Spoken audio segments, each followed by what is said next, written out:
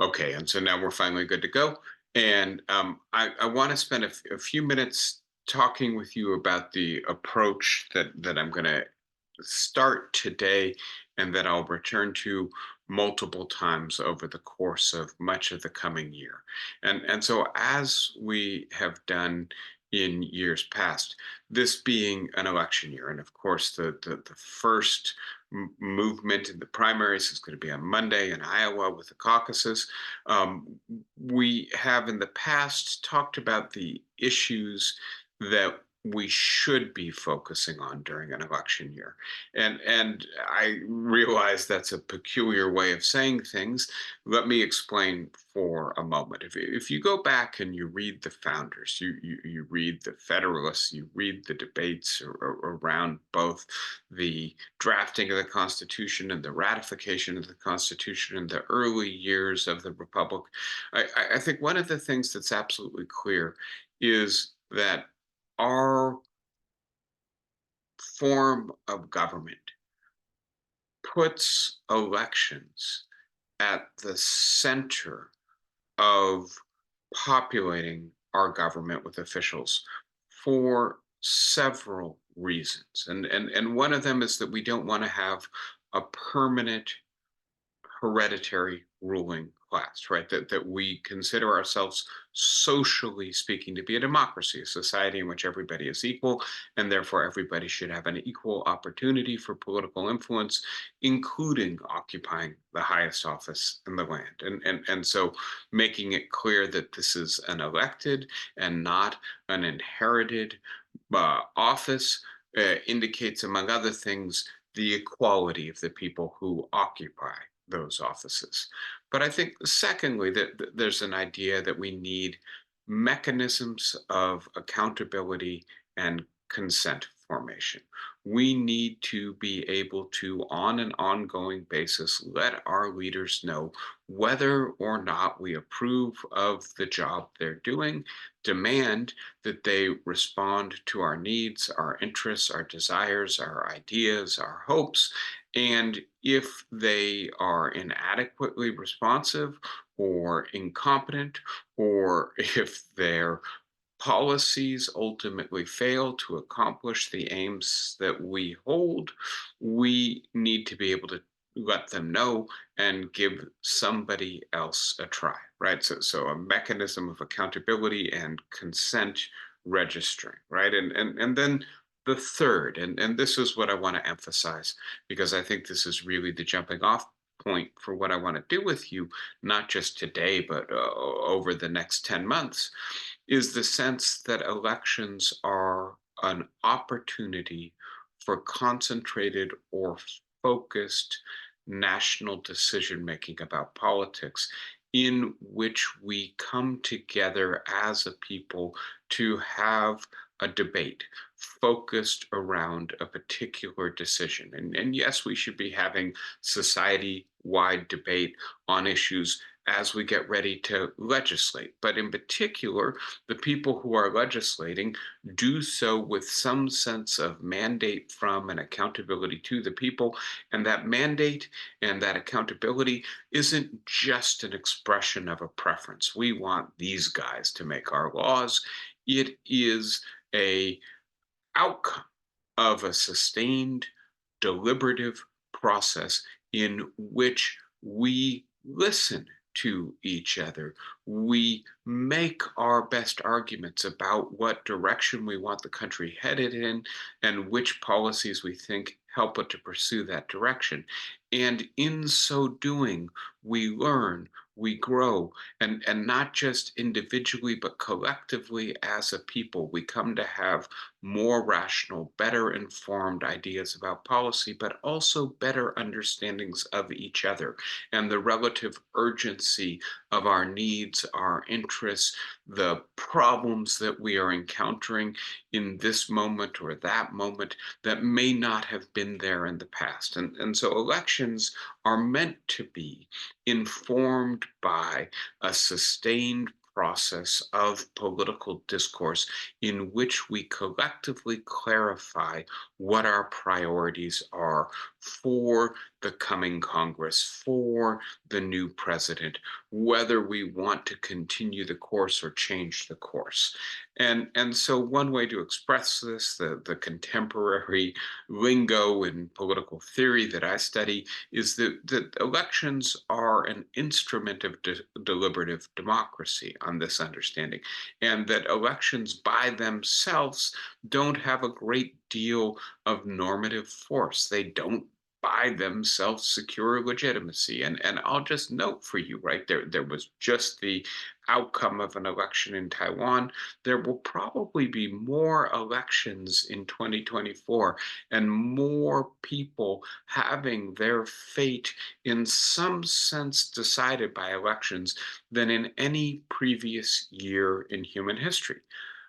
It's the case that India, the largest society in the world, will be having its election in 2024, and by the way, so will Russia. And I think one of the ways to notice this is that we know in advance, right, that Vladimir Putin is going to win that election, assuming that a meteorite doesn't fall out of the sky and obliterate the Kremlin. And so what that election is a pure exercise in political theater meant to secure legitimacy for Vladimir Putin, but without the opportunity for free and fair contestation over what the future direction of the country should be and which leaders would best set it on that course. And so in that kind of pure ideal type that Putin represents, we can see the hope that an election could confer legitimacy in the absence of actual competition and deliberation, and see, in a sense, how hollow that is. It might work, I mean, but it works in combination with a whole bunch of repression and distortion of politics and public opinion formation.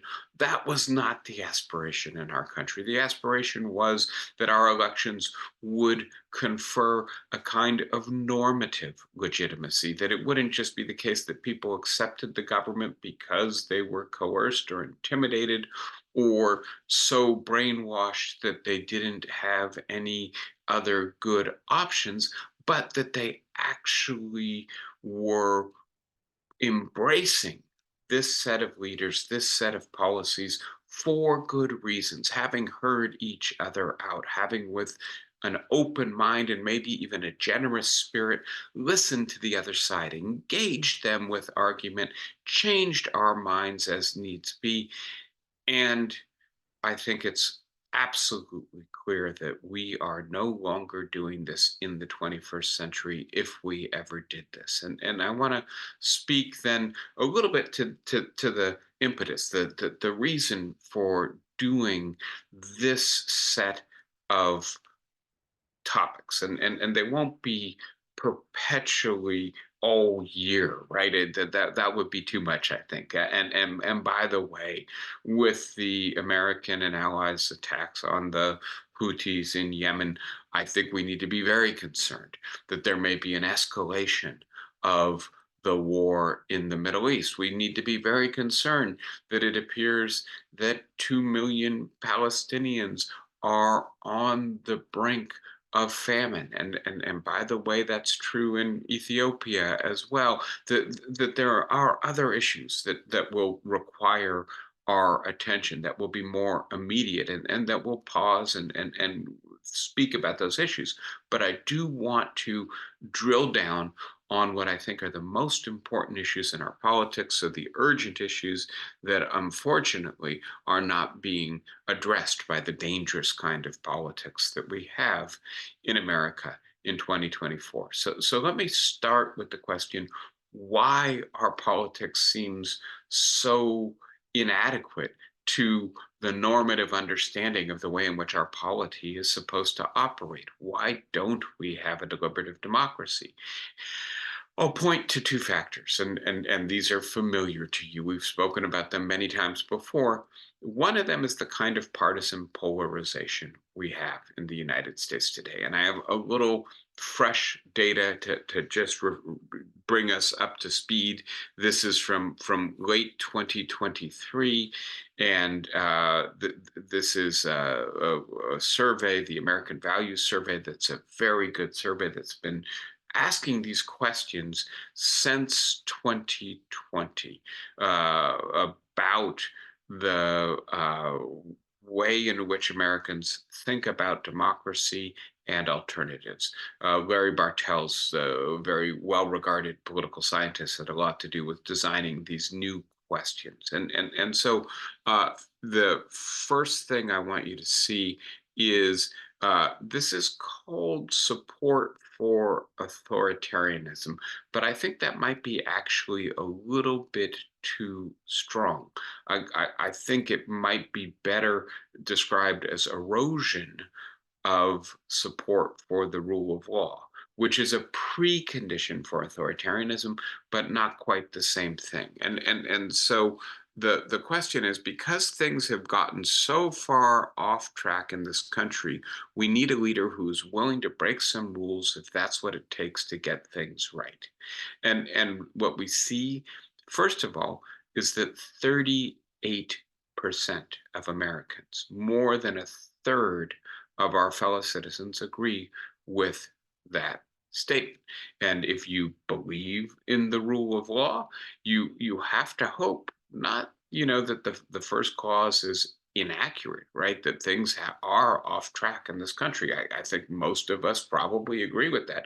But is the remedy electing a populist leader who says, I don't care about the niceties of the rule of law and other institutions, checks and balances, division of power? What I will do is break the rules, use force, and get things right. And that seems to indicate a real erosion of faith in democracy by many Americans. And then I just have to note the partisan breakdown, because it is not even, right? As you can see, it's nearly half of the Republicans surveyed in this big survey who agree with that statement.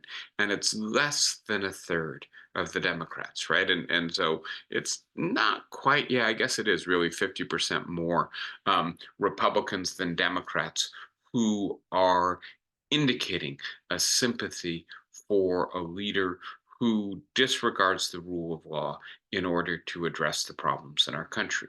And then I think even more disturbing, because things have gotten so far off track, true American patriots may have to resort to violence in order to save our country. And I like the fact that this question, this diagram, contrasts what people said in 2021 with what people say in 2023. And as you can see, there's been a significant increase from 15% to 23%. Nearly 1 in 4 Americans seem to suggest that we might need to resort to violence to solve our political problems. And this is such a marked departure from the expectation of deliberative Democrats, that we will find ways to use words and not swords, that we will throw paper stones and not rocks, i.e., ballots, to resolve our differences. And here we are in 2023 looking at 1 in 4 Americans essentially saying violence may be necessary. And again, you look at the partisan split on this issue, and it's quite extreme. Republicans in 2021, 28% of them agreed with that statement. Now it's up to 33%, right? So 1 in 3 Republicans seem to be willing to embrace violence if they are not convinced that the country's on the right track, right? And I think we can read that pretty clearly as meaning, among other things, that Republicans are not elected to put the country on the right track, and perhaps using means other than the rule of law to move the country in the direction they think it needs to be moving in. And then we contrast that with Democrats. And please note that the Democrats are much lower than the Republicans, but moving in the direction of embracing violence much more rapidly than the Republicans. Maybe there's just a saturation point, and the Republicans got there earlier, a maximum number of citizens in each party willing to embrace violence. But 2 years ago, 3 years ago, that was 7% of Democrats. In the most recent survey, it's almost twice as many, 13% of Democrats willing to embrace violence. And again, this seems to me to indicate that the old aspiration that we would not just discuss our differences, but actually listen to each other with open mind, with a sense that there's something to learn from the other side, and that it's only if we listen to their arguments in a charitable or generous way, ask ourselves, what have we missed and what did they get right? That we can fully understand their reason for thinking that we're wrong. And that there's something to be learned by being in dialogue, not just with people you agree with, but with people you disagree with. And I want to suggest in this environment, and I'll come back to this slide in a moment, but let's go ahead to another way of looking at how radical and negative our partisanship has become. I've spoken with you before about the work of Liliana Mason, a contemporary political scientist whose work I think is very good on this topic. This is in part from her work with Nathan Calmo. In part, there's some Pew research here as well. Their book, which Calmo and Mason's book is now a couple years old, but what they find, and it's just so striking, and here there's not breakdown by party, but would you say that the other party, their members, are a serious threat to the United States and its people? What do you see? 60% of people saying that after the first Trump election. Would you say that they are not just worse for politics, they are downright evil? 40% saying that. And then many of the members of the opposing party lack the traits to be considered fully human. They behave like animals, right? And I know we've looked at this before, but it's just so striking. Nearly 20% agree with that statement. And so, do you listen to the arguments that an animal makes, right? No, right? Do you listen with generosity and an open mind to the arguments that somebody who you think is downright evil makes? No, right? If somebody's a threat to the United States, your enemy, you oppose them, you try to contain them. They're like disease or fire. They're not somebody you need to hear out and figure out, maybe I'm wrong, maybe they're right.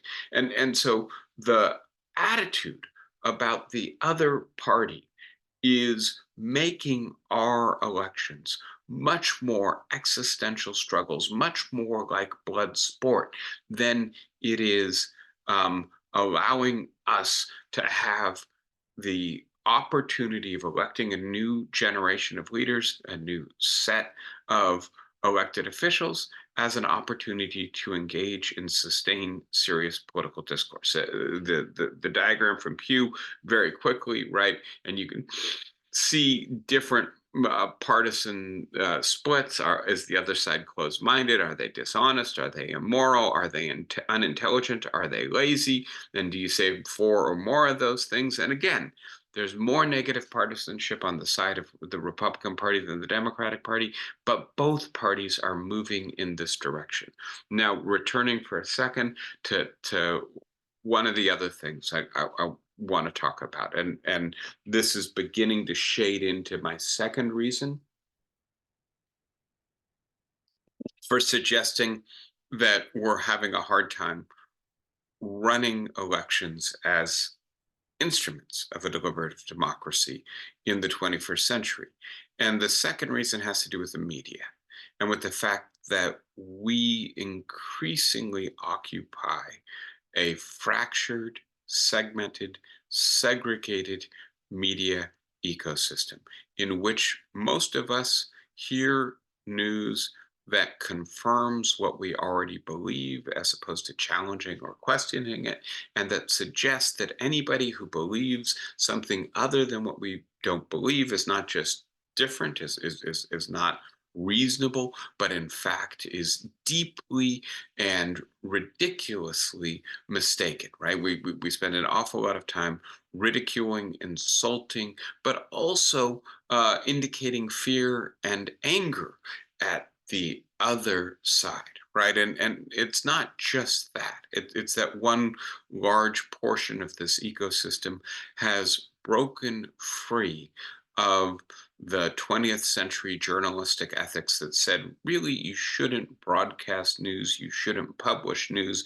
unless you can verify it. And if, by the way, you publish or broadcast something that can't be verified and turns out to be false, you will be sanctioned, maybe even lose your job, right? And that system at least gave us some sense that what we read or heard or saw from our news media was reasonably reliable. Might have been slanted, might have been right ideological, but at least it wasn't just flat out false.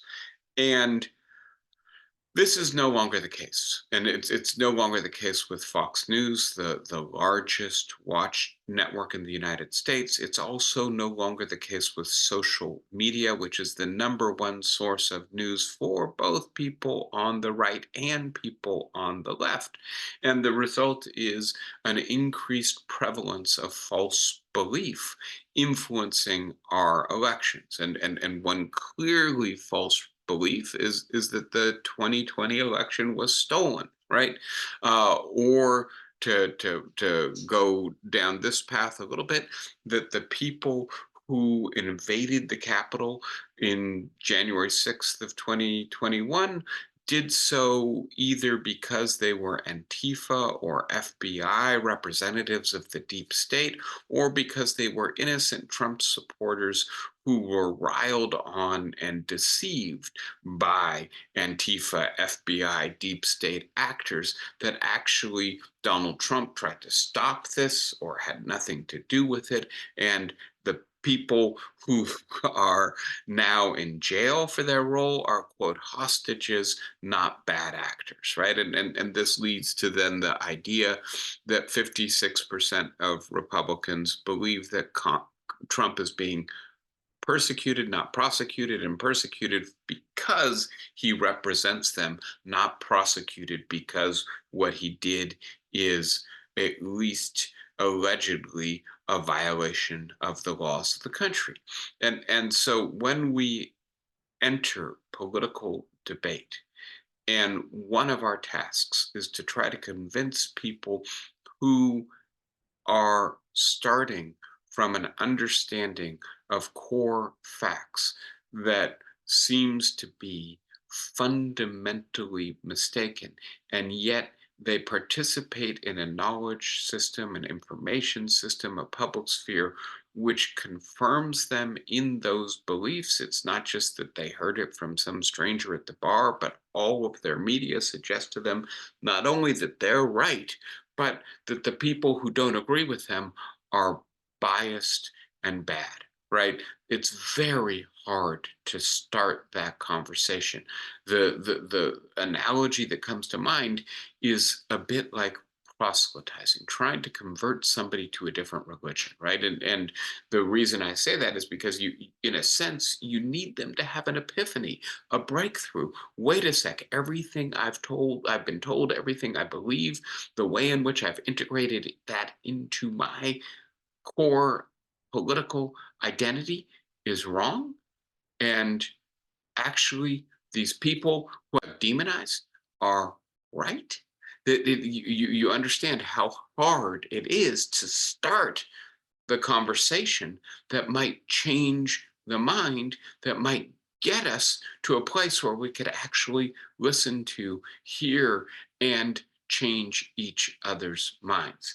Now, I want to say one more thing about this, and just very quickly to point to an editorial that's going to be, I think, in tomorrow's New York Times by David French, a conservative columnist, formerly from the Wall Street Journal, who is writing about what he calls the largest threat that Trump represents, and that is that the meanness of Donald Trump's politics, the vindictiveness, the willingness to not just criticize, but ridicule his opponents, and the idea of living in a post truth, fact free political environment where you simply trust whatever the leader says to you, that this is still not taken hold of the entire Republican Party. And so I show that it's a little bit more than a third of the Republican Party who basically says, even if Trump is indicted, I'm sorry, even if Trump is convicted, we will still support him. Um, and then we have roughly 25% of the Republican base that says we're done with Trump. We don't want anything to do with him ever again. But then we have, right, another third or more of Republican voters who are currently on the fence. And you might refer to these as people who hold their nose and vote for Trump because they would rather vote for a Republican than a Democrat, even if they don't much like Trump and his politics and his policies.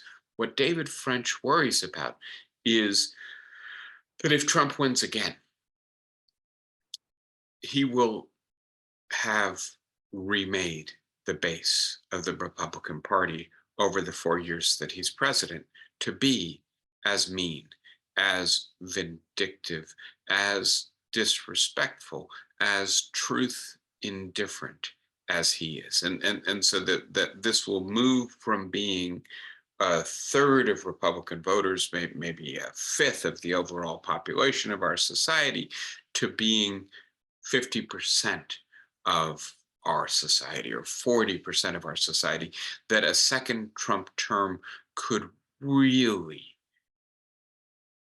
undermine our democracy, not only in the sense that Trump might do terrible things with the power that he would have as president, but in terms of the broader effect he would have on Republican Party voters. And so all of this to say, here I am on the one hand bemoaning the idea that we think the other side is a threat to democracy, and at the same time indicating that actually I think there may be some truth in that claim. And so this is then the condition in which we approach a national election. It is not a good condition. It's not a healthy condition. And what I want to do with you is to, again, begin conversations that I hope look more like the conversations we would be having if our democracy were functioning better, were more of a deliberative democracy, if we were more open to hearing each other, more willing to learn from each other. And so the first topic I'm going to start with is inequality. And obviously, we have talked about this theme together before on multiple occasions, but there's some new research that I find very illuminating, very important that I want to share with you. And at the same time, the reason for making this the first issue is because I believe a large part of the meanness of our politics, a large part of the negative partisanship, the sense that you don't run for ideas, for policies, you don't vote for a candidate because you think they would be a good leader, so much as you run against the other side.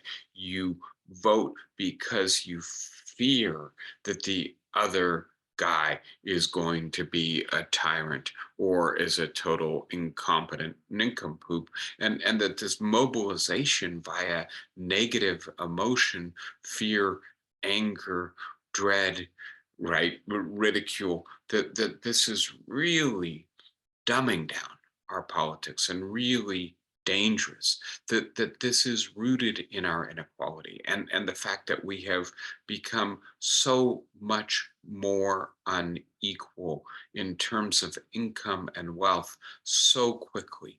We've moved from having a society that was basically as equal as America has ever been a mere 60 years ago, to being in a historical moment where we are as unequal as we've ever been. At least that's what, as far back as we can get good data on inequality in the United States.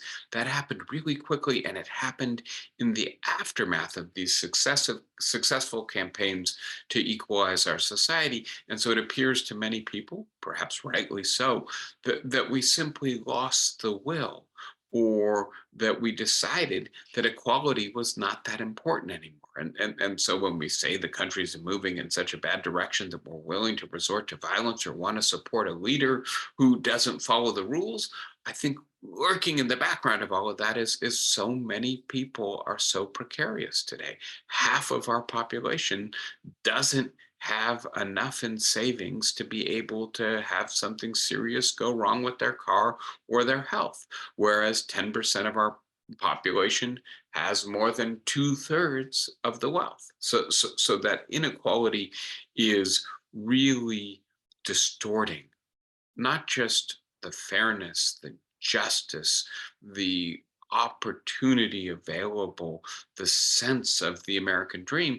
It is also undermining our politics. And having said that, that's the reason to start here.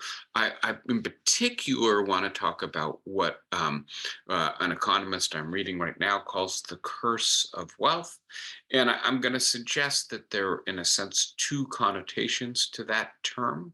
One of them is simply that after a certain level of affluence has been reached, and a lot of people put this at around $20,000 per person per year, more wealth, more income is not positively correlated with happiness and well being. As a matter of fact, there's a pretty good indication that oftentimes more wealth undermines happiness and well-being over a threshold, right? And so that's one sense of the curse of wealth. Once you achieve basic financial security, a decent standard of living, having more wealth may actually make you less happy as opposed to more happy. The second, and here's the, I think, the really important thing for our discussions, the second meaning of the curse of wealth, and this is from this thinker I'm looking at. I think I've got his book in the other room because I'm packed up to go. Banko Milanovic. The idea that actually wealth in the 21st century at the social level, the wealth of the country, is strongly related to inequality. The wealthier the country becomes, the more unequal it becomes. And that's not a contingent relationship. The forces that are generating greater wealth are also generating greater inequality. So unless the society in question takes serious measures to counter the inequality, as they get richer, they are going to get more unequal. And inequality, it turns out, is not good for happiness, not good for well being, not good for a sense of connecting with other people in your society, and not good for democracy. And so our mantra for so many years now has been growth, growth, growth, growth, growth. We want the economy to be growing. We want it to be growing robustly. We actually build this into the law. It's one of the central things we hold the Federal Reserve accountable for in terms of the managing of the money supply and the other policy tools that they're given. And yet, maybe we're at a moment where growth is actually not contributing to well-being or happiness, but in fact, perhaps even undermining it. Maybe we need to be thinking a little bit more carefully about what we want from our economy as we approach the 2024 election. Yes, we want an economy that promotes the well being and the economic security of the bottom 50% of our society. But if the way in which we pursue that is through growing the overall economy, just through, right, that one macro aggregate statistic, what was the growth rate this year, we may not actually be promoting the well-being or the relative standing of those who are most vulnerable, least happy in our society. Maybe that should be informing how we think about economic policy as we approach a national election. Now, having said all of that, I want to start today by orienting our conversation in a much longer term perspective.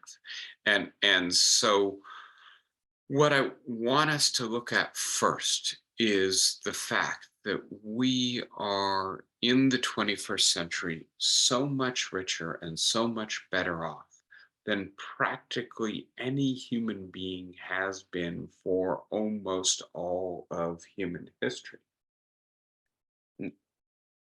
This presents a kind of riddle or paradox. How can we all be so much better off and yet so many of us feel that this economy doesn't work for us and that we are left out of it and that we are therefore unhappy, angry, insecure, precarious, right? So that's where I'm going with this. Let me start out a little bit of data here and looking at two things in tandem. Right, this is work from Thomas Piketty, one of our most interesting contemporary economists and someone who writes systematically about inequality. This is from his book, A Brief History of Equality.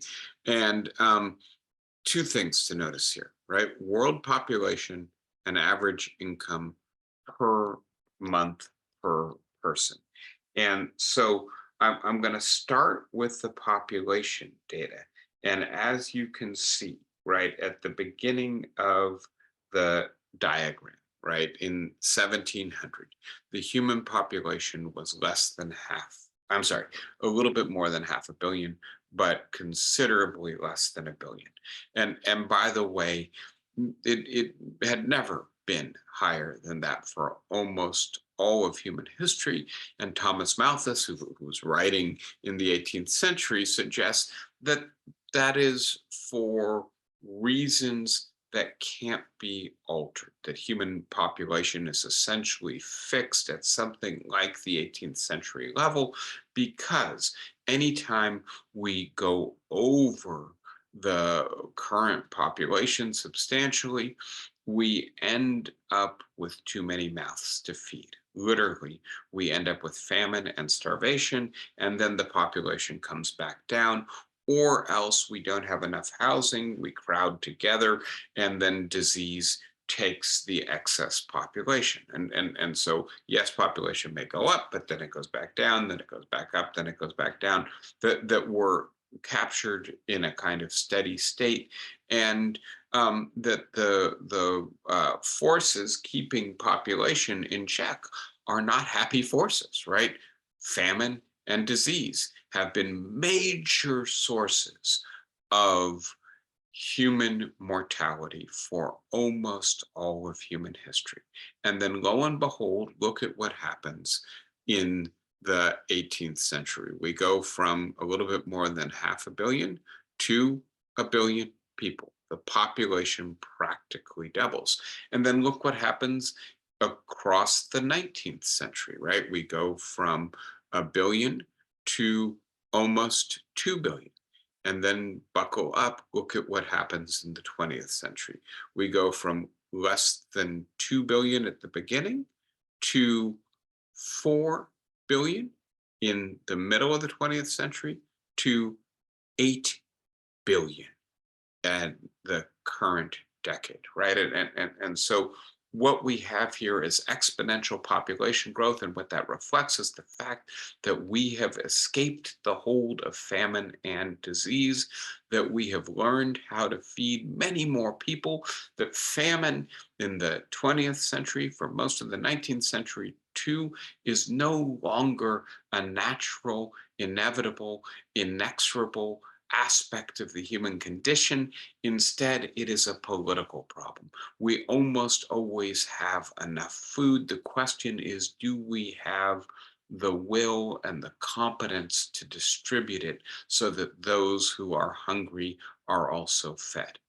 Now look at the second line, right? This is the dotted line measured on this side in euros. I'll do some translation of Piketty's data into dollars. And this is average income. And as you can see, right, it's a steady line from 1700 to 1800 at, right, maybe it's 60 or 70 euros, less than $100 per person per month, right? And then beginning in the early 19th century, but especially in the 19th century with industrialization, this is an uneven process. It starts in Europe and North America and then radiates out to the rest of the world. What you have is, right, an increase to $100, or I'm sorry, 100 euros, maybe $150. And then by the time you get to the beginning of the 19th century, it's approaching 200 euros. By the middle of the 19th, I'm sorry, the 20th century, we're up well over 200 euros per person. And then the big takeoff, which is largely accounted for by what happens in China and India, really occurs in the closing decades of the 20th century, the beginning of the 21st century.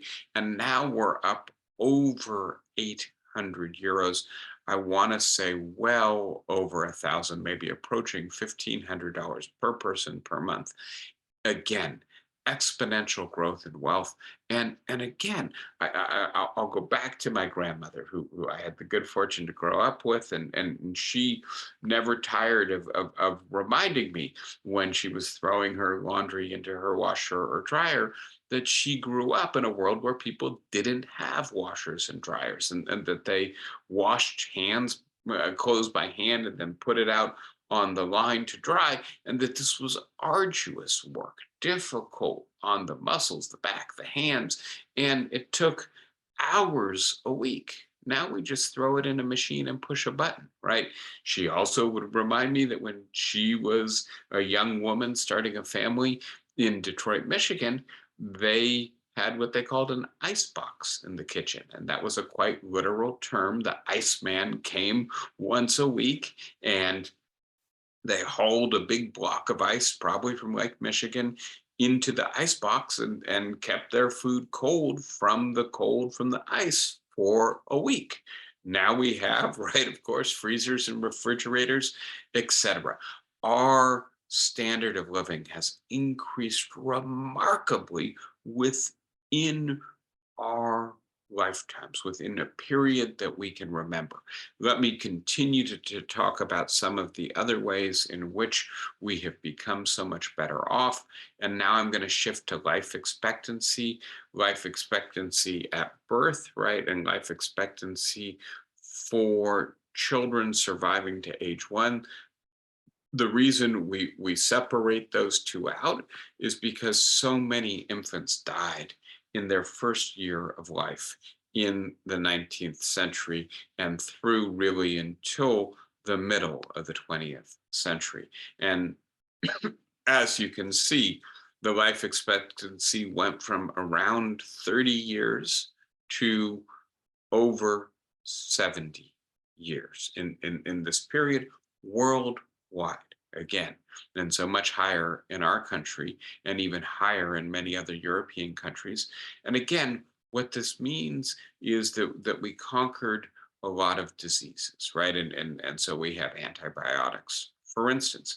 But I want to focus on the happiness dimension of this, the lived experience, and just point out to you that if you are a parent in the 19th century, you have to cope with the fact that there's basically a 50% chance that your children will not survive until adulthood, right? And so two things about this. I think from the parent's point of view, you are either going to distance yourself from your children a little bit. You know that it's a coin toss chance that they may not survive, and that if you invest full love into them, you may very well have your heart broken by their early demise. Alternatively, right, you fully invest your love and you end up with heartbreak half the time. So from a parental point of view, I think a real vulnerability to one of the worst disasters that befalls a person, the death of a child. From the child's point of view, I think many children grew up in families where parental love was moderated by parental fear that the child would die and the emotional vulnerability that it generates if you invest too much love, too much hope in your child. And so I have no idea how we measure this, but I think just psychologically, the fact of conquering childhood mortality in the way that we have is going to make everybody's life better in the 21st century than it was for most of human history. And then one more variable here, literacy. And again, you can see we move from around 10% to around 85% literacy on a global scale. And in the US, literacy is, yeah, much higher than that, approaching 100%. And I'll just point out to you, right, that the value of this is in part in terms of its ability to promote autonomy, its ability to give you the resources to take charge of your own life. And if you cannot read what a state official sends you, a letter in the mail, if you cannot read what your doctor wants you to do, if you cannot read the text that you consider to be central to your soul's salvation, then you are infantilized. You are disempowered. You have to go to other people and say, please tell me what these documents that are essential to my life mean, what they say, right? And that's got to be a very disempowered position to be in. But I also want to add, the liberal arts professor in me cannot resist, that if you are able to read, then you're able to read literature, you're able to read philosophy, poetry, history, science. And these are tools, resources that give you new reservoirs of meaning, new tools for thinking critically about your world and your life. They open up horizons of possibility for thinking new thoughts that are not available to somebody who cannot read the newspaper, a book, an article, right? And so I just want to be as clear as possible. I think in all of these regards, we live perhaps in the best historical moment for the average human being that has ever existed. And yet, as I say, trouble in paradise, most of us are not experiencing it in that way. And so one of the reasons to start here is to be able to say, let's put this in perspective. Yes, there are an awful lot of our peers who are precarious right now, but not nearly as precarious or miserable as we would have been if we had been born into practically any other generation. I'll just point to, and I don't mean to be gross or graphic, but the invention of the toothbrush, fluoridation of water, and fluoridated toothpaste, and then anesthetic. And obviously I'm pointing to all of this to point out that, right, we've got a human lifespan that's around 30 years, right, for much of the early part of the period we're looking at. And for many of the people who survived into their 30s, that was a period when your teeth started to decay, to rot in your mouth. And if you've ever had that kind of toothache, you know how painful that is. And eventually, what happened is somebody without anesthetic came along with something that basically looked an awful lot like a pliers and pulled the rotting tooth out of your mouth so that the infection wouldn't spread to the rest of your body where it could kill you. Right. And I just want you to think for a moment about how much we've advanced from famine, from rampant disease, from a world in which most of our waking hours were given over to hard toil. Why aren't we more appreciative of this world that we now occupy? And I'll give you a simple way of thinking about the answer to that question. And this is basic human psychology, because we don't compare ourselves with previous generations. I don't think, at least I'm not my grandmother and having to wash clothes by hands. At least I wasn't born in the 17th century, illiterate and with a life expectancy a quarter of what I have right now, and income one, tenth of what I have right now at best. No, I tend to think, well, how am I doing by the standards of my historical moment? And how am I doing relative to the expectations that I formed when I was a young person based on how the economy was functioning then and what ideas I imbibed from my parents and the culture of my society? And if my society seems to be getting worse, if it seems to be more unequal, if that seems to be deeply unfair, if the people at the top seem to be quite indifferent to my fate, then I'm going to be much more focused on the injury to my dignity, the unfairness, the shattering of my expectations than I am on the fact that I live in the best historical moment for human beings to live. And I do think that this then helps us to see, if you will, the problem, the limits with wealth creation in the 21st century. Now, having said all of that, and I'm mindful of the time, I'm going to spend a few minutes talking about where the wealth came from. And I'm going to be brief here. I'm drawing on work by Brad DeLong and other economic historians. The first thing to notice is the transition from renewable to carbon-based energy, right? And so right now, here we are talking over Zoom, each of us using our electronic device. I'm in the East Coast in January in a nice warm room with good light, and I took a warm shower this morning. I got in a car and ran an errand, right? And please note that for almost all of human history, the amount of energy that I'm using today would have been inconceivable.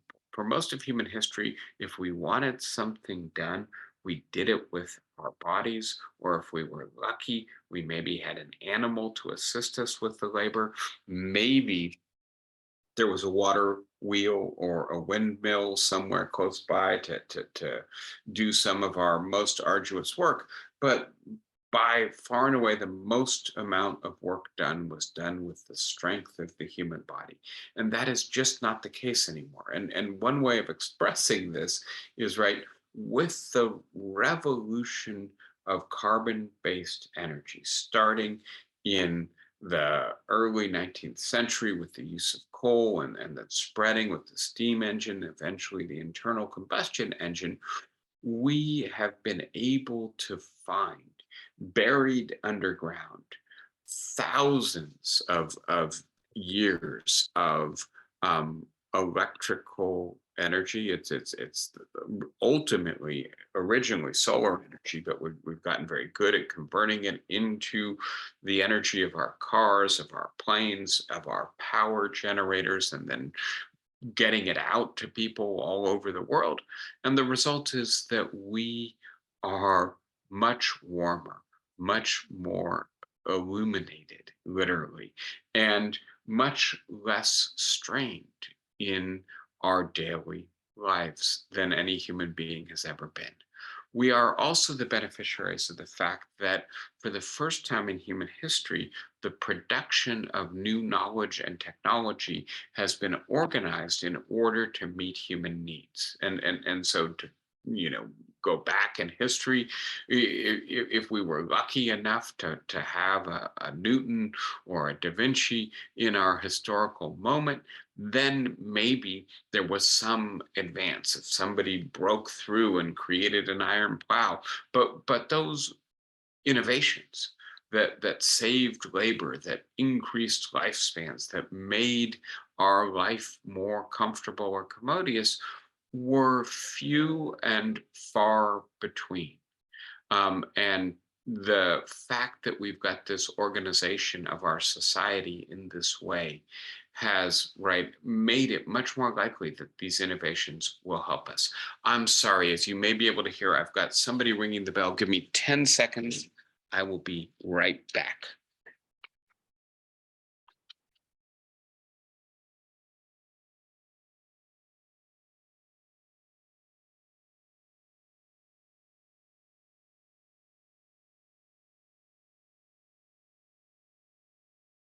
So sorry, I'm just the only person home today. All right, so um, let me, I think, stop there. As you can see, I want to talk about the firm. I want to talk about globalization. I want to talk about agriculture, medicine, democracy, the welfare state. I'm not going to try to do that all in the 10 seconds we've got left in terms of the time, but I just want to point out to you, there's an infrastructure that accounts for this great growth in wealth that we've had. There's a series of breakthroughs in the organization of economic and political life, in technology and medicine and science, that make us so much better off in the 21st century. And yet we don't seem to be using all of that infrastructure, all of that technology, all of that know-how to alleviate misery and pursue well-being. And so maybe if our democracy was functioning a little bit better, if we were a little bit less fractured as a society, maybe, just maybe, we would be able to ask the question, how might we organize our economy? How might we distribute all of this tremendous wealth that we have in a way that, as opposed to maximizing economic growth, maximized well-being, happiness, equality, the things that I assume ultimately people want income and wealth for. I'll stop there. Want to hear your thoughts. Obviously, I said a fair bit to set up what we're doing together in terms of, once again, having a dialogue about the stuff that would be talked about, maybe if our democracy was functioning better, and then a fair bit about economic history. Anybody want to come in on either of those themes to get us started?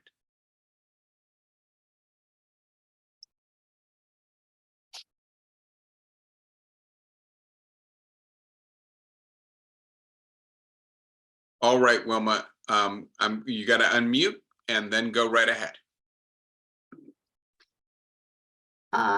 It seems to be a meaner society.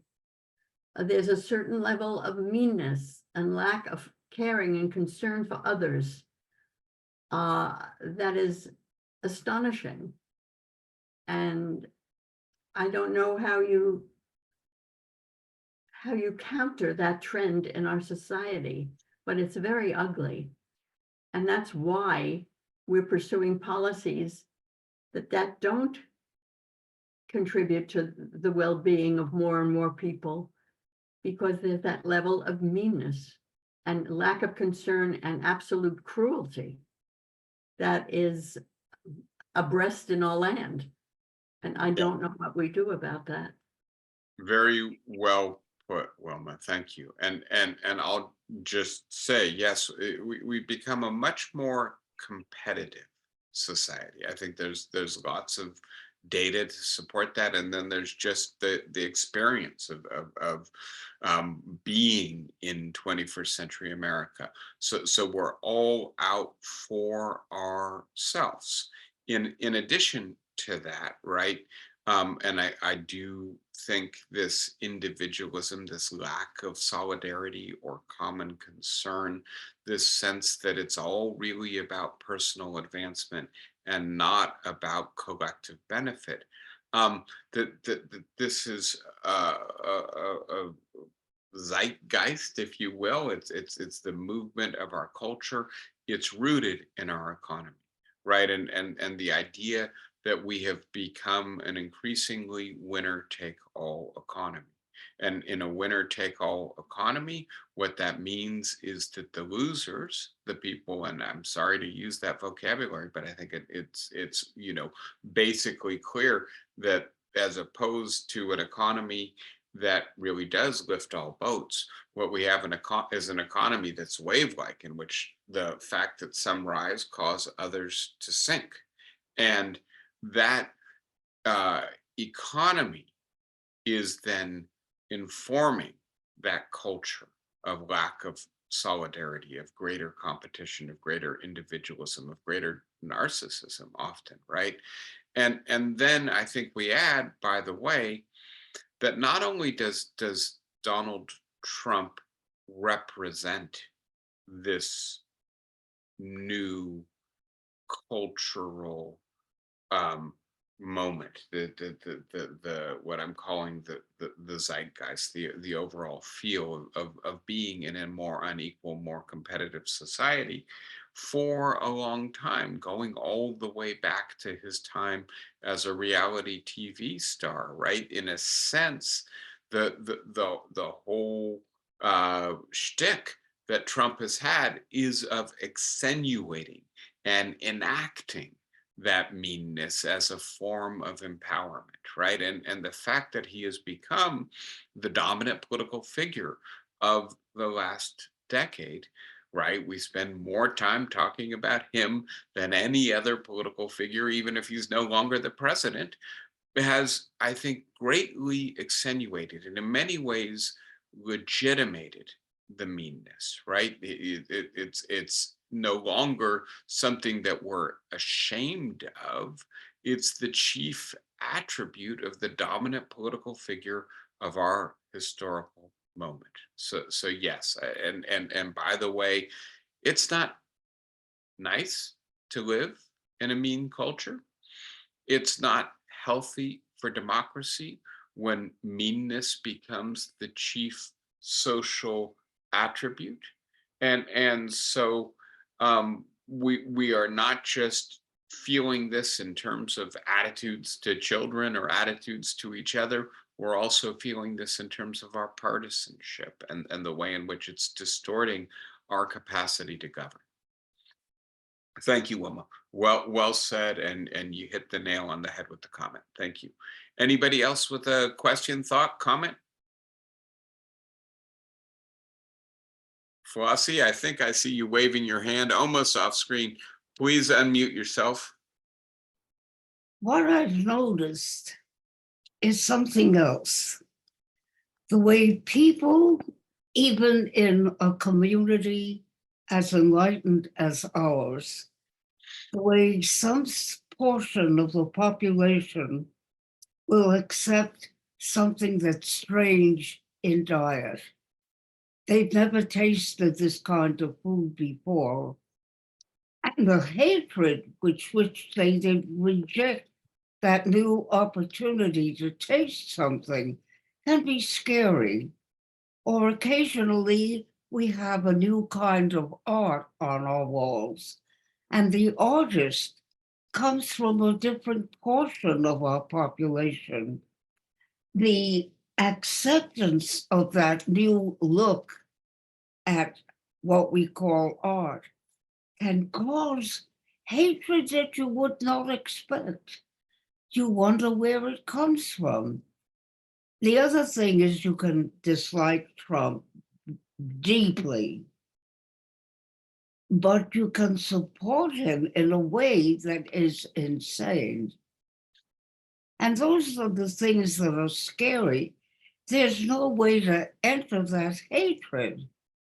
You can't say to someone, can we talk? Because you can't talk. They won't listen. I offer that to you. That's for psychologists to think about, the hatred with which we reject. So I have two thoughts based on what you just said, Flossie, and one of them is the way in which, and I'm going to put it in a redundant way, the intolerance of tolerance has become a major political attribute of the Republican Party in the 21st century. And I don't know how successful it is. We'll have to see.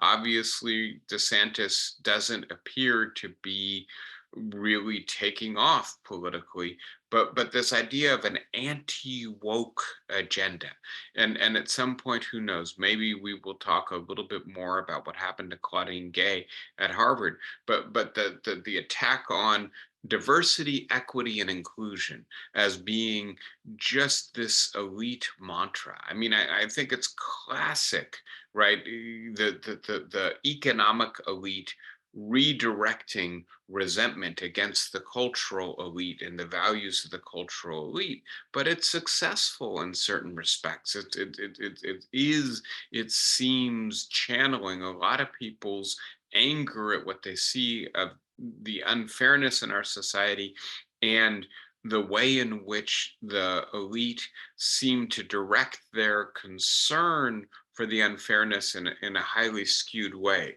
only around issues of diversity and not into issues of equality. It's proving very potent politically, at least so it seems.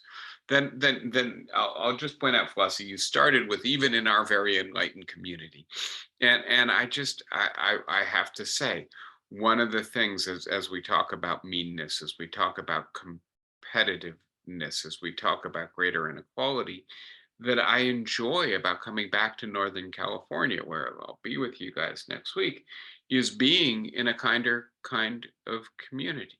And I do think that there's perhaps a level of embrace of diversity, as well as just overall civility that one sees in the San Francisco Bay Area that I don't see in New York City or other places in the country. And so we'll have to see what happens in 2024, but it appears that Northern California may be kind of a safe haven for tolerance and kindness in a society that seems to be moving in a very different direction at the moment. So again, this is about counting our blessings in part. Anybody else with a thought? Marion, go ahead, please. Yeah, can you hear me? Just fine. Okay. This is kind of a simplistic notion. In order to equalize society to some extent, what needs to be done, and these are the two main things, taxes need to be raised on the people who are making a fortune, and welfare needs to be provided to those people who can't make it on their own. Now, nothing that I hear from Trump indicates that he wants to do those things. It seems quite the opposite, that what he wants to do. So I cannot understand how the people on the lower level of the economics vote for Trump, because nothing is going to be improved for them. It seems like it's only going to get worse. Just don't understand. Well, Marion, let me try to make it at least a little bit more intelligible. I'm inclined to agree with you that from a perspective of rational self-interest, voting for a billionaire, or at least somebody who claims to be a billionaire, and whose chief legislative accomplishment was tax reform that further lowered taxes on the rich and that thereby undermines the capacity of the state to assist those with the most dire need, doesn't seem to be like a good proposal, right? And having said that, I'll just point out to you that many people in our society did vote for Barack Obama, did vote for Joe Biden, to take the two most recent Democrats. And they feel at the end of 8 years of Obama, at the end of 4 years of Biden, that they're not any better off, right? That the policies enacted did not actually prevent them from sliding closer and closer to precariousness, or actually into it. And it's a hard case to make. I think there's a good case to be made that things would be much worse for the bottom half of our society if Obama and Biden hadn't pursued the policies that they have passed. And I think it's absolutely clear with Biden and the child earned income tax credit and the way in which that reduced poverty, or with Obamacare or the Affordable Care Act, that there's so much more vulnerability that people could be suffering. But people have a hard time saying it would be worse, and therefore I'm going to support this guy, as opposed to it isn't better. And I'm still really feeling very vulnerable and very disappointed with the direction our society is taking. And at least Trump gives vent to the anger, gives vent to the disappointment, says this whole thing is rigged and broken, and you need somebody who doesn't just play the game, but somebody who's really going to rattle the rigged system for you. And so I do think, in a sense, we've got just a pendulum swing occurring in our politics. On a regular basis, we do give a try to the people who say we're going to fix things and make it work better, and who do actually pass some pretty good policies, but it's not enough. The social forces producing greater and greater inequality are stronger than the policy measures we can pass in America in the 21st century. And so, despite the fact that those policies do make a big difference, the overall experience is one of growing vulnerability. And that leads people sometimes just to say, I'm not going to invest any more hope.